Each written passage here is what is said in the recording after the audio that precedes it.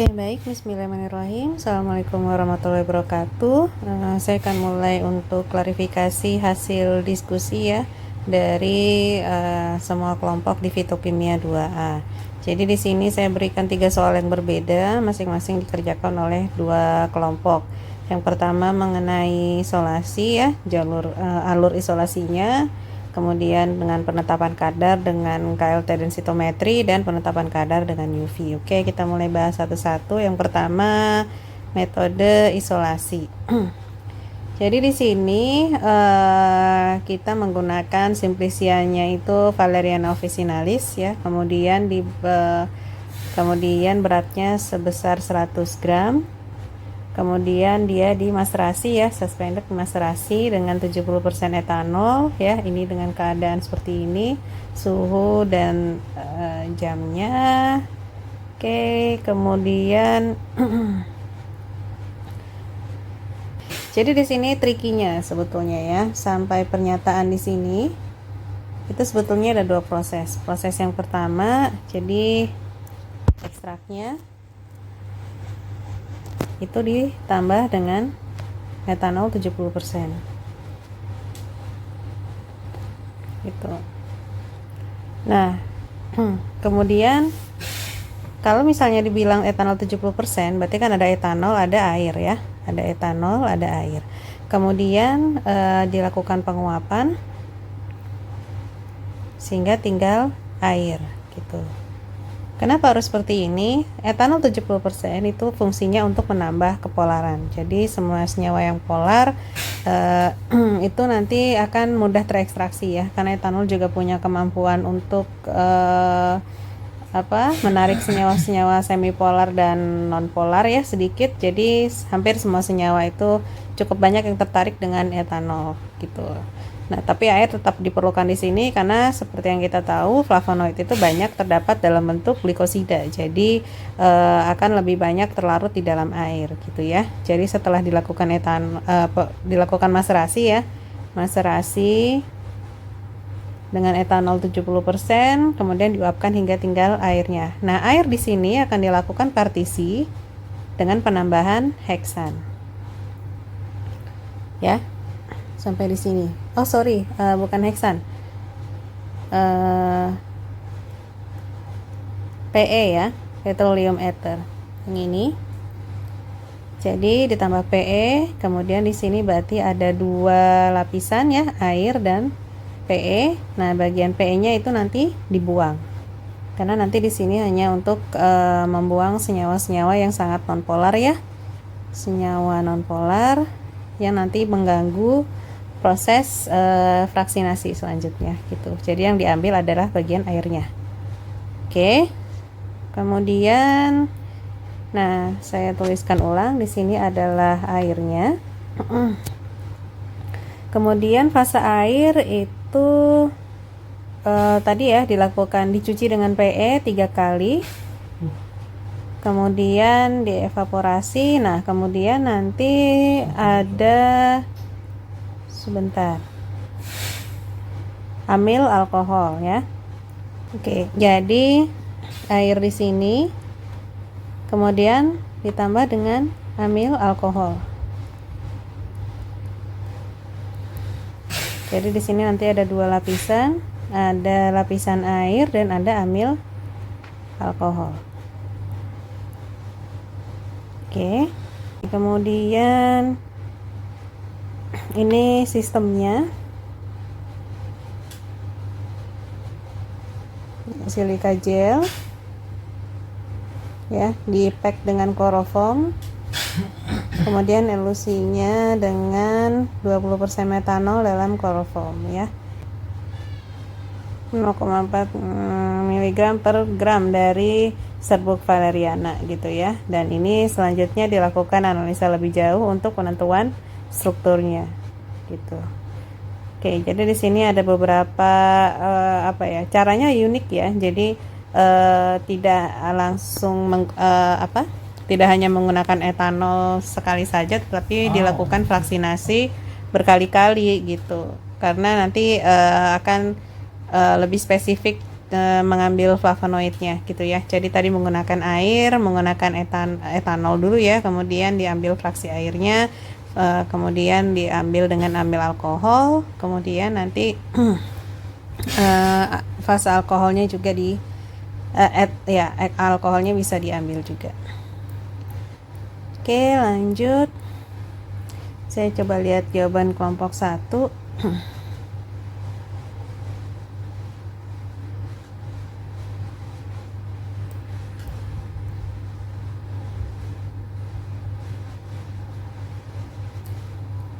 Oke, maserasi etanol untuk mengambil komponen polar ya. Kemudian pemakatan ada ya, pemakatan tadi etanol 70%-nya. Kemudian petroleum ethernya untuk misalkan senyawa polar. Oke, fase air ekstraksi amil alkohol, betul. Diperoleh fase air dan fase alkohol, maksudnya ini ambil alkohol ya. Oke, kemudian fase alkohol evaporasi ya. Oke, kemudian residu padat difraksinasi menggunakan kromatografi. Oke, jadi nah tapi ini bagannya kurang tepat ya. Oke, kalau membuat bagan, pada saat Anda membuat bagan, terutama untuk bagian partisi, Anda harus jelas ada berapa lapisan di situ gitu kan. Jadi misalnya etanol 70% ya kan, kemudian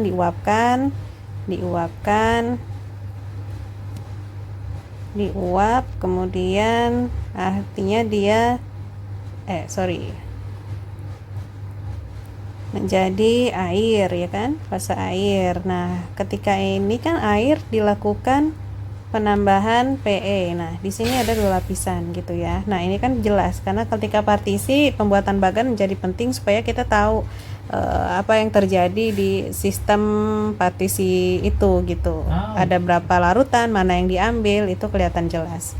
Jadi di sini lapisan yang terbentuk adalah air dan PE. Nah, kemudian air ini kan nanti dilanjutkan di penambahan amil alkohol ya. Nah, kemudian baru ada air dan amil alkohol gitu. Nanti ini yang digunakan untuk analisa lebih lanjut. Oke, begitu ya.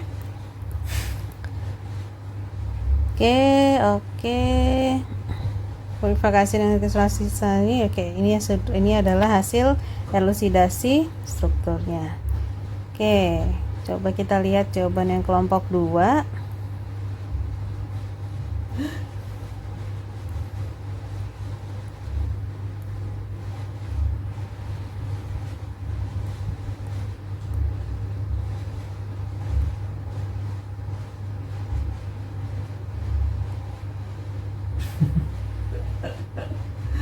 Oke, mungkin nanti perlu diperjelas di sini.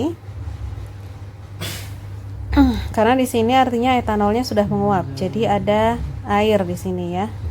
Etanol yang sudah menguap. Di sini ya. Oke, sudah dijelaskan di sini sebetulnya, tapi tulisan airnya tidak ada di sini ya. Jadi ini sudah bagus, sudah ada pemisahan lapisan. Ini juga sudah ada pemisahan lapisan, ini dibuang betul. Mungkin yang dijadikan analisa lebih lanjut. Oke, mungkin dilihat ininya. Nah,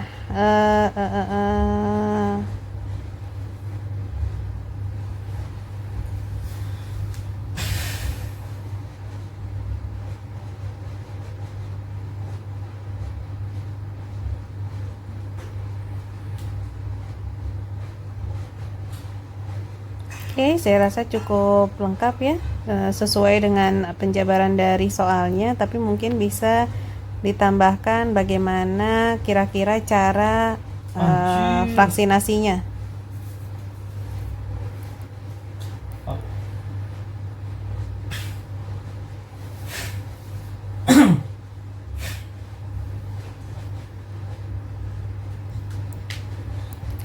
Oke, kira-kira begitu untuk pembahasan isolasi flavonoid. Bedanya apa dengan senyawa lain? Nah, seperti tadi, ini cukup spesifik ya untuk pengambilan pengambilan flavonoidnya dengan menggunakan amil alkohol ya. Jadi memang senyawa-senyawa yang nanti membentuk garam flavilium ya, itu akan tertarik oleh amil alkohol gitu. Jadi ini proses isolasinya sudah sangat spesifik untuk flavonoid. Nanti akan berbeda untuk isolasi dengan senyawa lain, misalnya dengan alkaloid. Nah, itu biasanya ada proses pembasaan atau pengasaman, tergantung mau dapat alkaloid yang mana, kemudian baru ditarik dengan pelarut organik gitu ya. Oke, kita lanjut ke kelompok 3. Oke, di sini soalnya tentang KLT densitometri ya. Di sini ada 6 sampel dan ada 3 standar. Nah, seperti yang terlihat pada gambar, pita terselesaikan bervariasi secara kualitatif maupun kuantitatif.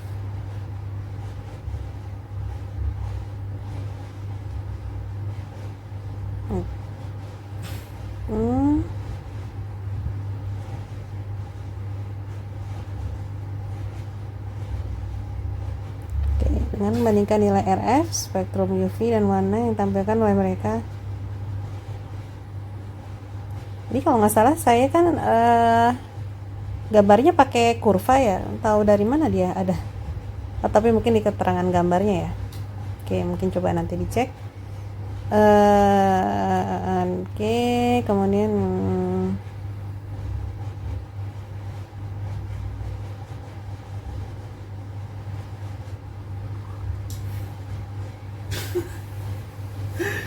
Oke, sebetulnya yang saya mau jawabannya ini sudah ya cukup ada yang betul lah.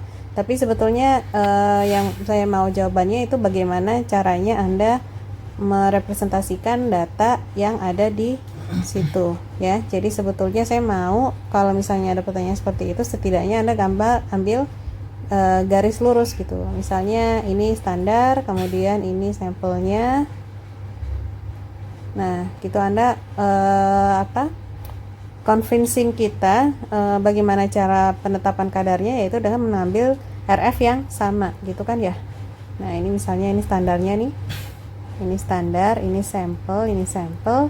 Nah, RF yang sama itu adalah yang nanti diambil datanya oleh si alat KLT densitometri gitu kan ya. Jadi kalau misalnya ternyata di situ ada, coba saya balik ke soalnya ya, kita lihat.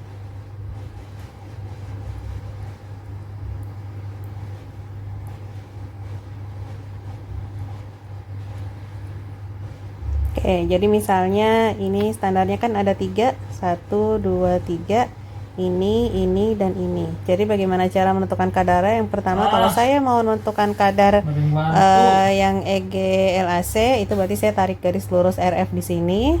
Kemudian kalau APC saya garis lurus di sini, EGL berarti saya tarik lurus garis di sini gitu ya. Jadi artinya ini adalah RF yang sama ya.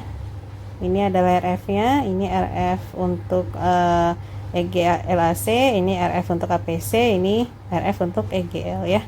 Jadi itu yang harus diperhatikan, bahwa ini sampelnya tidak semuanya mengandung ketiga standar ini gitu ya. Jadi kan ini standarnya 1, 2, 3, berarti misalnya SCMP3 itu hanya punya EG-LAC ya kan. Kemudian SCMP2 berarti dia punya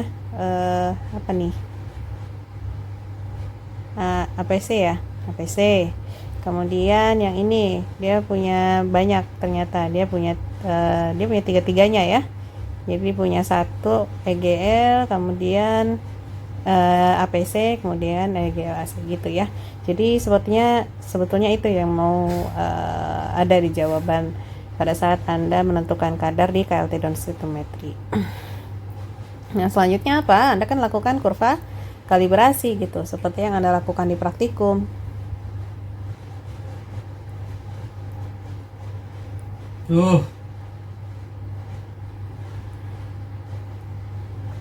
Sorry, saya salah klik.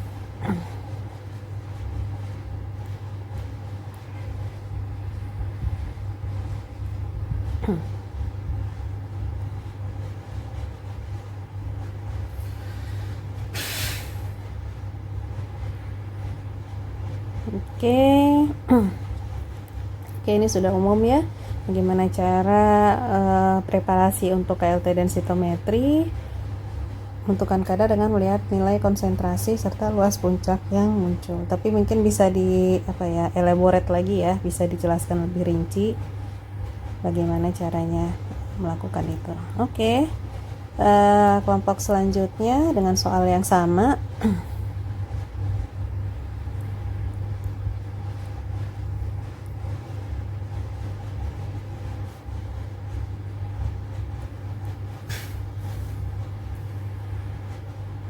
Oke, ini sudah dijelaskan RF-nya ya. Oke, bagus. Jadi ini nanti yang akan menentukan posisi dari sampel mana yang akan diuji gitu ya. Mengandung eugenol. Oke, bagus. Penjelasannya sudah lengkap. Ini juga. Oke. Ini juga. Bagaimana caranya? Oh, Anda menggunakan metode baku luar. Oke, bisa. Dan baku dalam. Oke, mungkin lebih dielaborate bagaimana penentuannya ya. Misal pembuatan kurva kalibrasi gitu ya, atau misalnya dijelaskan bagaimana cara menotolnya gitu ya. Oh, tadi kan berarti totalan itu kan tadi kurva yang terbentuk ya dengan deteksi UV. Berarti kira-kira kan TLC-nya kan di sini standarnya 3, kemudian dilakukan analisa sampel gitu ya. Ini standar, ini sampel ya. Standarnya apa? Misalnya IUG0, kemudian APC dan lain-lain sesuai dengan soalnya. Oke, baik, itu sudah penjabarannya untuk KLT densitometri. Selanjutnya kelompok 5, ini mulai soal untuk UV ya. Jadi dilakukan perhitungan untuk mengetahui kadar flavonoid total. Oke, ini jawabannya. Jadi pertama Anda cari dulu kurva kalibrasinya. Oke, ini sudah ada. Kemudian Anda cari X-nya atau konsentrasinya. Ini ya. Ya, tuh ini dan ini. Oke, sudah betul. Nah, kemudian yang terakhir adalah menghitung total flavonoid terhadap si standar ya. Di sini yang saya minta miligram quercetin per gram ekstrak gitu. Jadi dihitung flavonoid totalnya berdasarkan berat si quercetin terhadap ekstrak. Nah, mungkin ada yang perlu dikoreksi di sini. Mungkin kita kembali ke soal.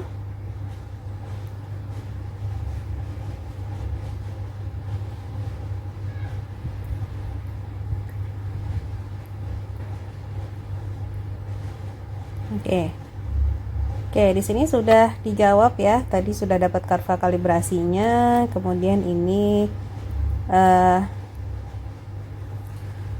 juga sudah dimasukkan ke dalam persamaan sehingga mendapatkan konsentrasinya. Nah, sebetulnya beratnya itu kadarnya itu kan kadar itu kan ada rumusnya ya.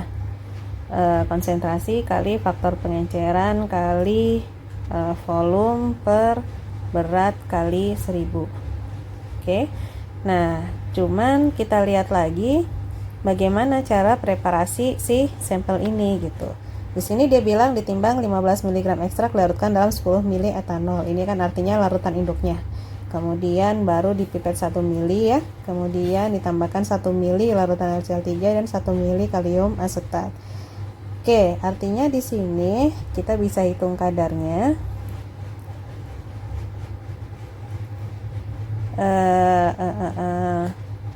Berarti konsentrasinya tadi berapa? 6 ya, 6,322 dikali faktor pengencerannya, berarti kan dia diencerkan dari 10 mili ke berapa? Ini kan total volumenya jadi 3 mili. 1, 2, 3 ya. 1, 2, 3. Berarti Pengencerannya 10/3 dikali total volume yang diukur pada saat uji, yaitu 3 mili ya, 1 2 3 mili dibagi, nah di sini kan W kali 1000. Nah itu kan maksudnya supaya satuannya miligram, tapi karena di sini satuannya sudah miligram, jadi tinggal 15 aja gitu ya. Jadi hasilnya nanti kira-kira sekitar berapa nih, 4 komaan kalau nggak salah. Nanti dicek lagi. Jadi seperti itu ya, dilihat kembali pengenceran untuk sampelnya seperti apa gitu, karena itu akan mempengaruhi proses perhitungannya nanti ya. Jadi kalau untuk konsentrasinya sudah betul, tapi mungkin yang kurang tepat adalah pada saat Anda menetapkan kadar flavonoid totalnya ya. Jadi tidak, yang saya minta tidak dinyatakan dalam persen, tetapi dalam miligram quercetin per gram ekstrak. Oke, kelompok terakhir.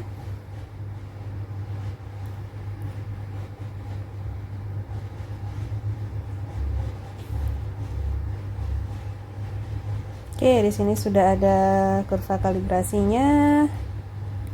Kemudian sudah ada konsentrasinya. Ini. Kemudian ini. Kemudian ini rumusnya.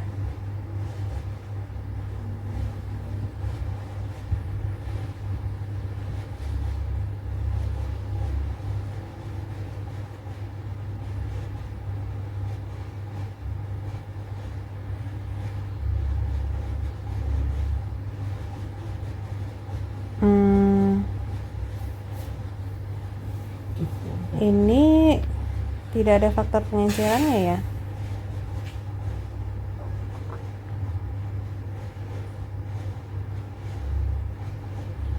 Ini kandungan total flavonoid awal kali langsung volume. Tapi ini dikali 10 lagi. Tapi jawabannya betul, tapi prosesnya sepertinya ada yang kurang karena di sini faktor pengencerannya jadi nggak kelihatan.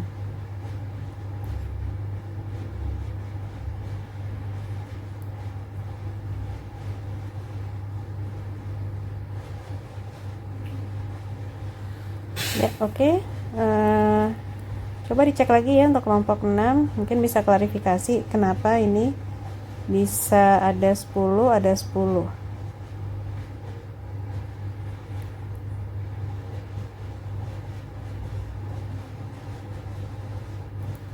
Oke, baik. Itu adalah klarifikasi dari saya. Jadi nanti silahkan Anda bisa cek di apa, kalau ini masing-masing soal sudah saya cantumkan sumbernya ya, tapi memang tidak saya jabarkan. Kalau Anda lihat, sorry sebentar. Jadi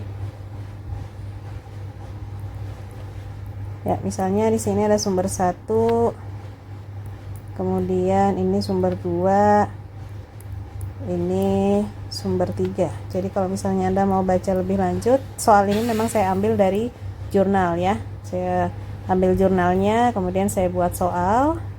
Nah, jadi kalau misalnya Anda mau baca lebih lanjut, itu sudah saya buka judul jurnalnya. Jadi Anda tinggal Jadi Anda tinggal melihat referensinya dan mencari tahu dan membaca lebih lanjut di jurnal itu untuk memahami lebih lanjut mengenai penelitiannya gitu ya. Ini ya further reading. Silakan nanti dicek kalau Anda mau membaca lebih lanjut jurnal ini untuk membahas soal yang saya berikan.